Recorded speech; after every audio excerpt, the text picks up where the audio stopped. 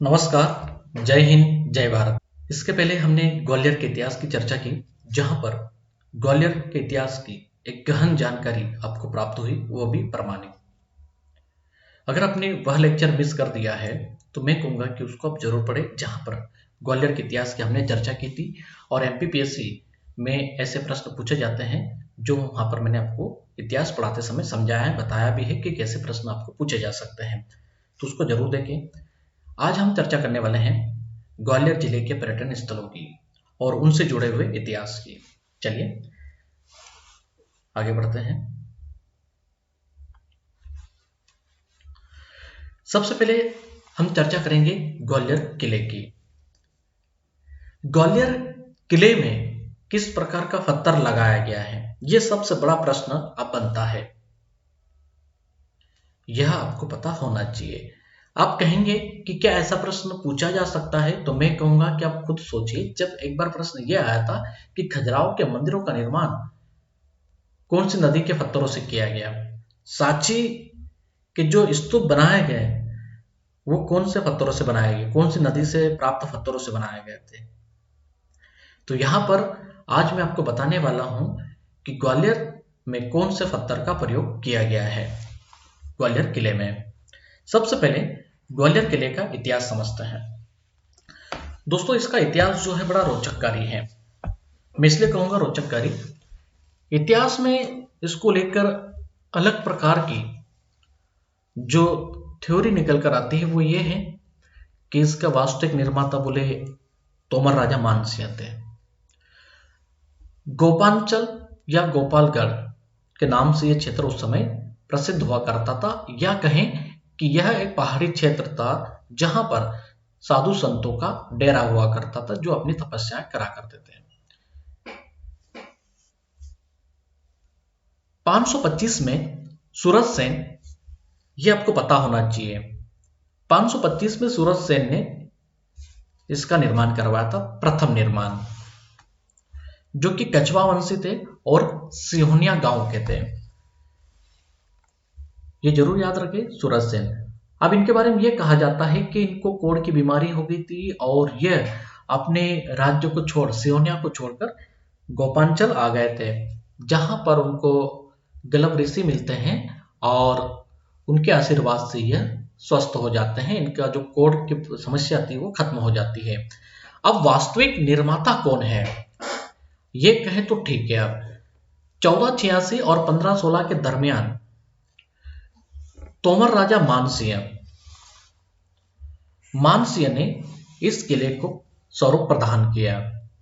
दोस्तों, ये किला कितने साल पुराना है, अगर यह प्रश्न पूछा जाए तो आपको आंसर करना चाहिए कि यह ग्वालियर का किला लगभग 1300 साल पुराना किला है, जिसको पूर्व का जिब्राल्टर जो नाम था वह बाबर ने प्रदान किया था। गोपगिरी पहाड़ी पर यह स्थित है। और पत्थर की अगर हम बात कर ले, इसमें जिस पत्थर का प्रयोग किया गया, जो ब्लू पत्थर आपको दिखाई दे रहा है, नीला संगमरमर है। जी हाँ, तो इसमें अधिकांश जो इसके डिजाइनिंग खूबसूरती के लिए जो पत्थर अपनाया गया है वह है नीला संगमरमर। ब्लू संगमरमर से इसको डिजाइन किया गया है, यह आपको पता होना चाहिए। देखिए, मध्य प्रदेश में 3 प्रकार के संगमरमर के पत्थर पाए जाते हैं। पहला तो आप सभी को पता है, आप आंसर करेंगे सर बेड़ाघाट सफेद संगमरमर। मैं कहूंगा बिल्कुल सही। अगर आपसे यह पूछ लिया जाए कि चलिए ये ब्लू संगमरमर आपने पढ़ लिया, ठीक है, ग्रीन संगमरमर कहां पाया जाता है, तब आप क्या आंसर करेंगे?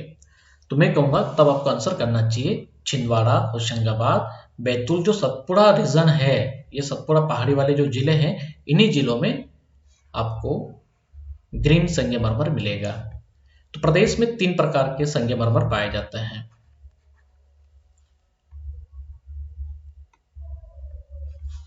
यह किला 2 किलोमीटर लगभग लंबा है और चौड़ाई की अगर हम बात कर लें इसकी, तो 910 मीटर है, यानी कि लगभग 1 किलोमीटर का ये चौड़ाई वाला किला है। और इसी किले के अंदर बहुत सारी संरचनाएं आप देखेंगे यहां पर बनी हुई। इसकी ऊंचाई की अगर बात करें तो 104 मीटर है। यहां पर 17वीं शताब्दी में औरंगजेब ने इस महल के अंदर झूला घर, जिसको फांसी घर में तब्दील कर दिया था, और अपने भाई मुराद बख्श जिसने औरंगजेब को धर्मगत के युद्ध में मदद प्रदान की थी, उसकी उसने यहाँ पर हत्या कर दी।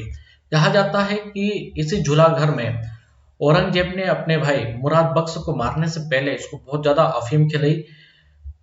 ये मुगलों के एक नायाब तरीके हुआ करते थे किसी को भी पागल बनाने के लिए। पहले उनको अफीम दो, उनको आदी बनाओ ताकि वो पागल हो जाए और ये घोषित कर दो जनता के सामने कि हाँ वो तो पागल हो गया है और वह राजसत्ता नहीं संभाल सकते, अब राजसत्ता जो संभालनी है मुझे ही संभालनी है।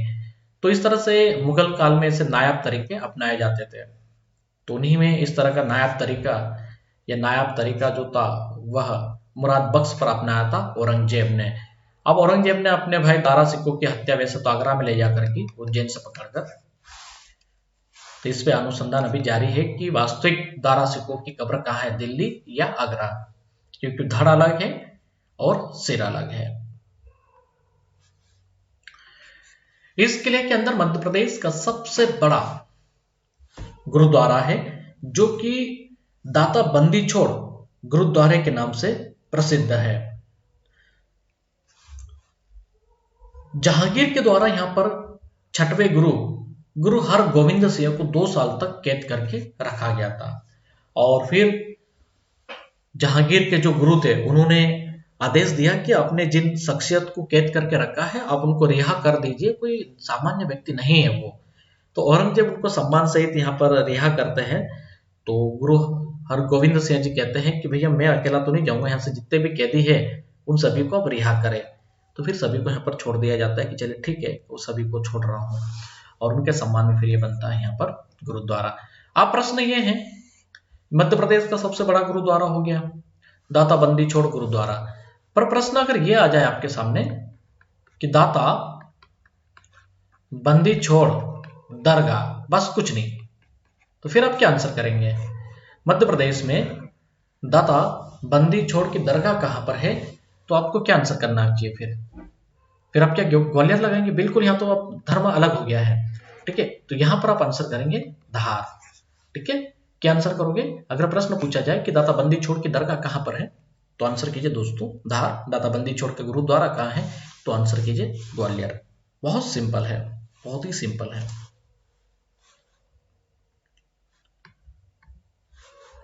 अब यहां पर दारा सिकों के बड़े बेटे सुलेमान सिको, नाम याद रखिए, दारा सिको के जो बड़े लड़के थे जिनका नाम था सुलेमान सिको, और औरंगजेब के जो पुत्र थे शहजादा मोहम्मद मुंजम, इन सभी ने किलों के नीचे मकबरों और मस्जिदों का निर्माण करवाया। यहाँ तक कि इन्होंने जामा मस्जिद, मोती मस्जिद, खान दौलत खान का मकबरा, जो पहली बार आप सुन पा रहे हैं। ठीक है, अगर ये प्रश्न पूछ लिया जाए ना कि खान दौलत खान का मकबरा मध्य प्रदेश में कहाँ पर है, तो आप बड़ी मुश्किल में पड़ जाएंगे कि हमने तो ये पढ़ा ही नहीं, हम तो बस ये पढ़ा है हम तानसेन का मकबरा है और मोहम्मद गौस का मकबरा है बस।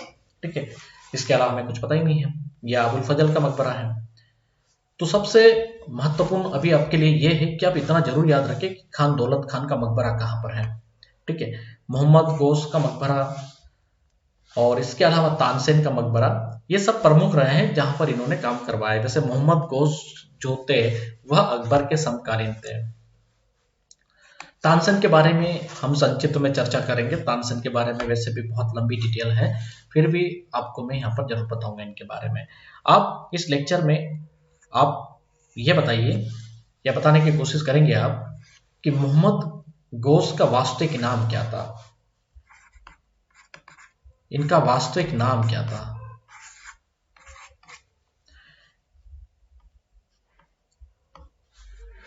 किले के अंदर आलमगीर दरवाजा है। अब आलमगीर दरवाजा जो है वह मांडू में भी है। आलमगीर दरवाजा मांडू के 12 गेटों में प्रसिद्ध दरवाजा है, और यहां पर भी आलमगीर दरवाजा है। और इसका जो निर्माण है 1660 में औरंगजेब के समय का जो किलेदार था मोतीम खान ने यहां पर इस आलमगीर दरवाजे का निर्माण करवाया था। राजा छत्रसाल ने भी यहां पर आक्रमण किया था ग्वालियर पर, और उसके आसपास के क्षेत्रों को उन्होंने लूट लिया था। तो 1677 और 78 का ये घटनाक्रम याद रख लेना चाहिए अपने कि कब आक्रमण किया था राजा छत्रसाल ने ग्वालियर पर।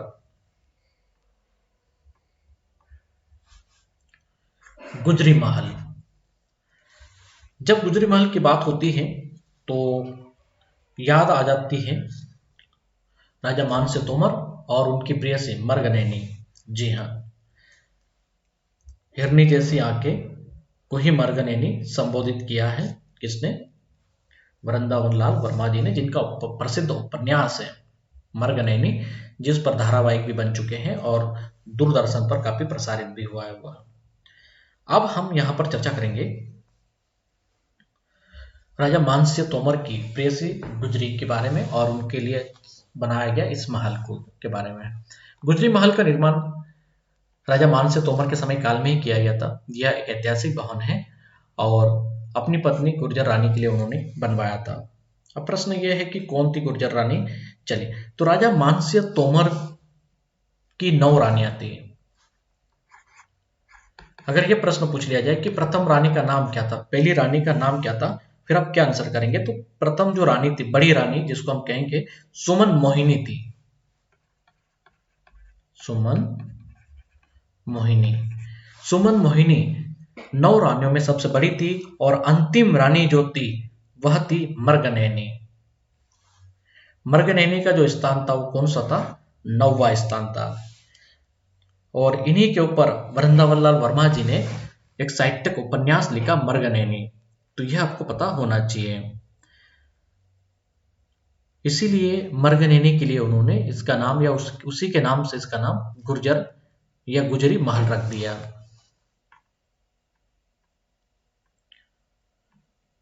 अब इस महल में क्या है? 1913 और 14 में ग्वालियर के जो उस समय के महाराजा थे माधवराव सिंधिया ने और श्री एम.डी. गारवे के उनके निर्देशन में पुरातत्व विभाग का गठन कर इसको संग्रहालय का एक रूप स्थापित कर दिया, संग्रहालय का रूप प्रदान कर दिया और यह संग्रहालय के रूप में यहाँ पर स्थापित हो गया। फिर इसको 1922 में संग्रहालय की स्थापना कर इस ग्वालियर के गुजरी महल में कर दी गई। धीरे से सामान्य तौर पे किया गया था, बट इसको फिर क्या है कि अभी वर्तमान में भी अगर आप ग्वालियर जाते हैं तो जो संग्रहालय है इसी के अंदर संचालित है। केसर कुंड, जौहर कुंड, घटना 1231-32 भी कहो तो गलत नहीं। ठीक है, ग्वालियर किले के भीतर कहीं जलाशयों का निर्माण किया गया था ताकि जब घेराबंदी हो किले की तो अंदर जो जल आपूर्ति है वो बनी रहे। देखिए, ये कहीं पर भी, अब भारत में कहीं पर भी चले जाइए, जितने भी किले हैं वहां पर इस तरह की जल प्रणाली आपको देखने को मिलेगी, क्योंकि ये सुरक्षा दृष्टिकोण से तैयार की जाती थी कि बाहर के जो आक्राता आते थे, जो आक्रमणकारी आते थे, जब वो आक्रमण कर दें, क्योंकि आक्रमण करते समय इन्हीं चीजों पर विशेष ध्यान दिया जाता था कि उनकी जल आपूर्ति को रोक दिया जाए, प्यासे मरे, ये व्याकुल हो उठे और हमारे आगे सिलेंडर कर दें। तो इसीलिए सबसे पहले परियोजनाएं जो होती थी उनको टारगेट किया जाता था। आप जितनी भी परियोजना पुराने समय की देखेंगे, बावड़ियां देखी होगी, वो सब अंडरग्राउंड हुआ करती थी ताकि इनसे बचाया जा सके उनको। तो उन्हीं में से अगर आप देखें तो सूरज कुंड, सरोवर ताल, गंगोला तालाब, एक खंबा ताल, कटोरा ताल, रानी ताल, चेदी ताल और जौहर कुंड। अब ये जो आप देख पा रहे हैं यही जौहर कुंड है। इसी जौहर कुंड में 300 प्रतिहार राजपूत रानियों ने जौहर किया था। अब जौहर की घटनाएं मध्य प्रदेश में जो है वह 1528 की भी है। कहां पर हुआ था? चंदेरी में हुआ था। पर अगर आप तिथि पर ध्यान दें, सन पे ध्यान दें, तारीख पे ध्यान दें, तो मध्य प्रदेश का प्रथम जौहर जो है वह कहां हो रहा है? ग्वालियर में हो रहा है। और किसके समय पे हो रहा है? जब इल्तुमिश आक्रमण कर रहा है और मलय वर्मन सारंग देव जो कि प्रतिहार राजा थे उनके समय पर यह हुआ था। तो यह था मध्य प्रदेश का प्रथम जौहर, जहां पर 300 राजपूत रानियों ने जौहर किया था। जबकि 1528 का जो है आपका वह तो सेकंड जौहर है प्रदेश का। इसके बाद बहुत से ये भी बताते हैं कि रायसेन किला है वहां पर भी जौहर हुआ था। तो रायसेन किले का जौहर भी जो है वह भी बहुत पीछे का जौहर है, यानी कि उसकी जो तिथि समय अवधि है वह भी 15वीं शताब्दी है। तो याद रखिए, प्रदेश का प्रथम जौहर कहां पर हुआ था? तो ग्वालियर में हुआ था। और केसर कुंड या जौहर कुंड, केसर कुंड, जौहर कुंड मध्य प्रदेश में कहां स्थित है? तो आप आंसर कर सकते हैं ग्वालियर में है।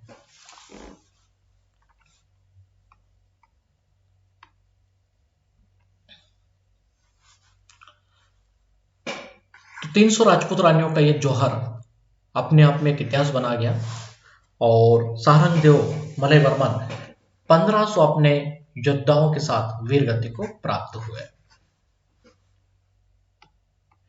अब इल्तुमिश के इस आक्रमण में क्या हुआ था, आगे आप पढ़ेंगे यहां पर कि इल्तुमिश ने यहां पर जो उर्वई गेट था उसको समाप्त कर दिया था। अब मिहिर कुल की ग्वालियर प्रसिद्धि, मिहिर कुल की ग्वालियर प्रसिद्धि का एक शिलालेख है और इस शिलालेख में यह बताया गया है कि यह ग्वालियर से 1 किलोमीटर दूर पश्चिम में मिला है, सागर तालाब के पास है, जिसपे संस्कृत के कुछ सूर्य मंदिर के बारे में या उसके निर्माण का उल्लेख है और यहीं से पता चलता है कि कहां पर सूर्य मंदिर बनाया गया है। अलेक्जेंडर कनिंघम जो थे, अलेक्जेंडर कनिंघम ने 1861 में सर्वप्रथम इसकी खोज की, इसको देखा और इसके बारे में उसी वर्ष अपना एक लेख प्रकाशित किया। इस शिलालेख में हुन राजा मिहिरकुल के शासनकाल में 6वीं शताब्दी के प्रथम भाग में सूर्य मंदिर के निर्माण का उल्लेख मिलता है, तो ये जरूर याद रखना। 6वीं शताब्दी का यह शिलालेख है। राजा मिहिरकुल का सिक्का है जो यहां से मिला है, जिसपे यह बताया गया है कि लगभग 520 में ये ग्वालियर पर राज करते थे। तो मिहिरकुल शासक का सिक्का मध्य प्रदेश में कहां से प्राप्त हुआ, तो सागर तालाब ग्वालियर से।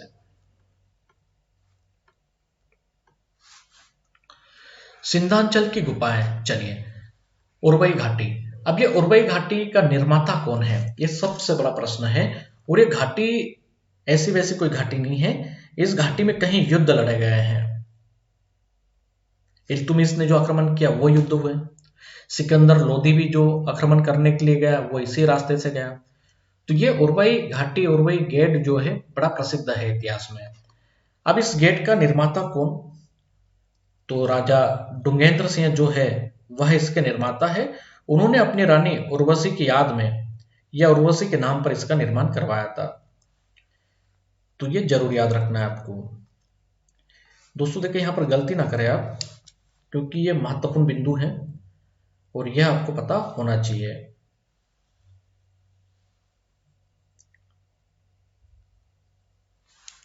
चलिए आगे बढ़ते हैं।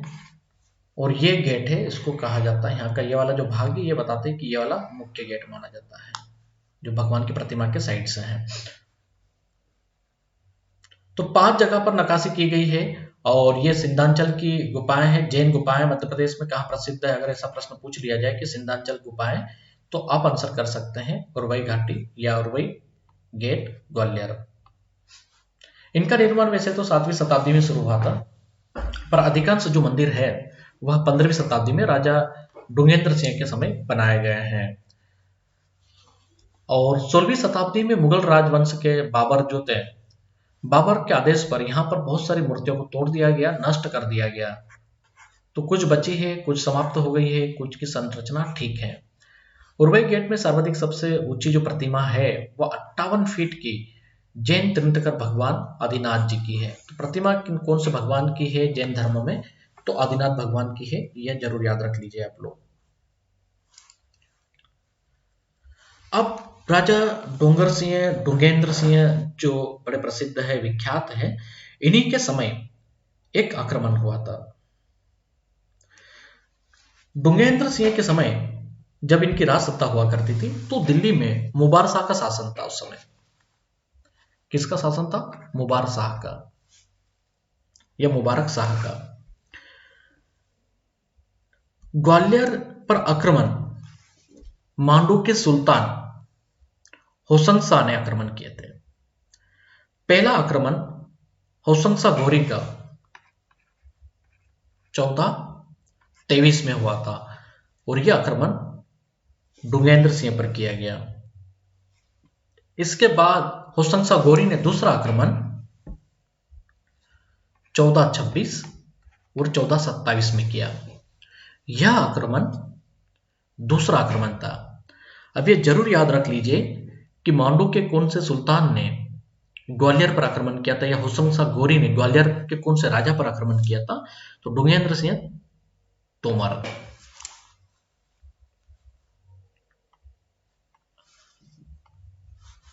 अस्सी खंभों की बावड़ी, जी हां, अगर प्रश्न पूछा जाए कि 80 खंभों की बावड़ी बावड़ी कहाँ पर है मध्य प्रदेश में, तो आप आंसर कर सकते हैं कि यह जो है कहाँ है, ग्वालियर किले के अंदर है।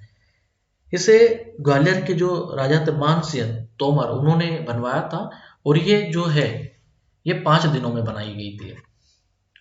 कितने दिनों में बनाई गई थी? 5 दिनों में बनाई गई थी। जब सिकंदर लोदी ने 1505 में ग्वालियर पर आक्रमण किया था, उसी को दृष्टिगत रखते हुए जल आपूर्ति प्रणाली को ठीक करने के उद्देश्य से 80 खंभों की बावड़ी का निर्माण हुआ था। अब ये प्रश्न पूछ लिया जाए कि 80 खंभों की बावड़ी का निर्माता कौन, तो आप आंसर कर सकते हैं राजा मानसिंह तोमर। चलिए अब हम आगे चर्चा करते हैं राजा मानसिंह तोमर के रासमंडल की, जिसके बारे में आपको नहीं पता है। देखिए, अगर आपसे प्रश्न पूछ लिया जाए कि राजा मानसिंह तोमर जो थे उनका रासमंडल कहाँ पर था, तो मुझे लगता है कि आपसे जब प्रश्न पूछा जाएगा तो आप आंसर करेंगे कि नहीं सर, वो तो ग्वालियर में ही था। रासमंडल जो था वो बरई पनिहार था। जी हाँ, बरई पनिहार मानसिंह तोमर का रासमंडल था। बरई पनिहार, ये जरूर याद रखिए, बरई पनिहार राजा मानसिंह तोमर का रासमंडल था। अब ये जो है ग्वालियर के पास में है, तोमरकालीन संस्कृति का बहुत ही बड़ा केंद्र था ये, है ना। और ऐसे प्रश्न पूछे भी जाते हैं। चलिए इतना क्लियर हो गया आपको, अब आगे बढ़ते हैं। चतुर्भुज मंदिर, सबसे पहले शून्य का जो आविष्कार है वह, जिसकी उत्पत्ति है वो उज्जैन से हुई है, ठीक है। पर इसका ज्ञात शिलालेख जो है वह कहां से हमें प्राप्त होता है? ग्वालियर से होता है। क्या याद रखोगे, इसका जो ज्ञात शिलालेख है वो कहां से हमें प्राप्त होता है? ग्वालियर से होता है। ग्वालियर में आप देखेंगे यहां पर बक्सशाली जो है पांडुलिपि, यानी कि शून्य के प्रतीक का उपयोग करने वाले पहले व्यक्ति माने जाते हैं। पहले थे जिन्होंने इसका यहाँ पर उपयोग किया था। यहाँ पर जो शिलालेख है जिस पर यह लिखा गया है 876 गोपगिरी ग्वालियर किले में दिनांकित है। और यहाँ पर किसका नाम उल्लेखित है, किससे संबंधित शिलालेख है ये? तो श्री मिहिर भोजदेव प्रतिहार के शासनकाल का है यह। अभी जरूर याद रख लीजिएगा कि कौन से राजा के समय का है। और ये यहाँ पर ये दिनांकित है, मैंने मार्क भी किया है ताकि आपको समझ में आ जाए कि ये शिलालेख कब का है। तो 876 का है।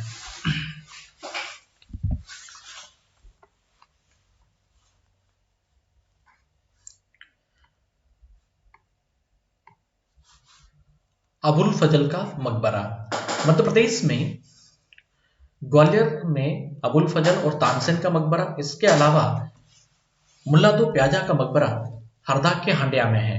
यानी कि मध्य प्रदेश में अकबर की 3 नवरत्नों की मजारें हैं। 2 की ग्वालियर में है और 1 की नर्मदा नदी के किनारे पर है, हांडिया में। मुल्ला दो प्याजा यानी कि मोशिम खान, मुल्ला दो प्याजा यानी कि क्या कहोगे, इनका जो वास्तविक नाम था मोशिन खान, है ना, ये याद रखना। अब घटनाक्रम क्या है समझिए। शहजादा सलीम, जब अकबर का दक्षिण अभियान कंप्लीट होता है तो उसके बाद सलीम जो है जहांगीर वह विद्रोह कर देता है। और विद्रोह जब होता है तो अबुल फजल को अकबर पहुंचाते हैं कि जाइए आप शहजादा सलीम को समझाइए कि जहां पर भी वो शादी करना चाहते हैं हम एग्री है, शादी वादी करवा देंगे, पर इससे राज सत्ता को संभाले, ऐसा गुस्सा ना करें। ऐसा करके वो पहुंचाते हैं। तो वीर सिंह बुंदेला जो थे वह मदद करते हैं किसकी? जहांगीर की। और 1602 में सराय बरार करके, जो कि ओरछा में ही किला है, उसी ओरछा किले के अंदर वीर सिंह बुंदेला ने 1602 में अबुल फजल की हत्या कर दी, जिससे खुश होकर जहांगीर ने ओरछा की कमान वीर सिंह बुंदेला को सौंप दी और उनके भाई को चंदेरी पहुंचा दिया। जब हम टीकमगढ़ छतरपुर पढ़ेंगे तो वहां पर आपको सारी डिटेल मिलेगी। अब यहां पर यह होता है, इससे नाराज हुए अकबर ने पूरी की पूरी जो आर्मी है वो किसके पीछे लगा दी? वीर सिंह बुंदेला के पीछे, कि जहां पर भी वीर सिंह बुंदेला दिखे उसको वहीं पर खत्म कर दिया जाए। पर वीर सिंह बुंदेला छकाते हुए 2 साल 3 साल ऐसे ही निकाल देते हैं और ये बच जाते हैं। अबुल फजल की डेड बॉडी को कहाँ लेकर लाया गया या कहाँ लेकर आए, तो अतरी करके जो क्षेत्र है ग्वालियर का, यहाँ पर लाकर इनको दफना दिया गया। वर्तमान में देख पा रहे हैं ये प्रथम ये है और सेकंड अंदर का जो दृश्य है वो ये है। अच्छी अवस्था में तो नहीं नजर आता है और ना ही कोई यहाँ पर इतना कोई देख रेख का कोई काम नजर आ रहा है। आप देख सकते हैं कि एकदम अलग ही टाइप में है। खैर आप याद रखिएगा, प्रश्न पूछा भी गया है। अब अकबर यहाँ पर नाराज हुए तो उन्होंने कहा था कि आपने मेरे प्रिय अजीज अबुल फजल को क्यों मार दिया, शहजादे को अगर सत्ता चाहिए तो मुझे बोलता, मैं दे देता, है ना। मेरे मतलब नवरत्न जो कि सबसे प्रिय थे अबुल फजल की हत्या क्यों की। तो काफी ज्यादा नाराज भी होते अकबर यहाँ पर सलीम पर। और यहाँ पर जो थे रहीम अब्दुल रहीम खान खाना, वह जहांगीर को सपोर्ट कर रहे थे। तो एक कॉन्सेप्ट ये भी है। अब जहांगीर जब आए यहाँ पर तो ओरछा में एक चीज और हुई है। यहाँ पर जहांगीर महल बनवाया गया, जो कि एक रात रुकने के लिए वो आए थे। अब इसे जहांगीर महल को और जहांगीर दरवाजा, दो चीजें बहुत महत्वपूर्ण हो जाती है दोस्तों। जहांगीर महल का अगर प्रश्न होगा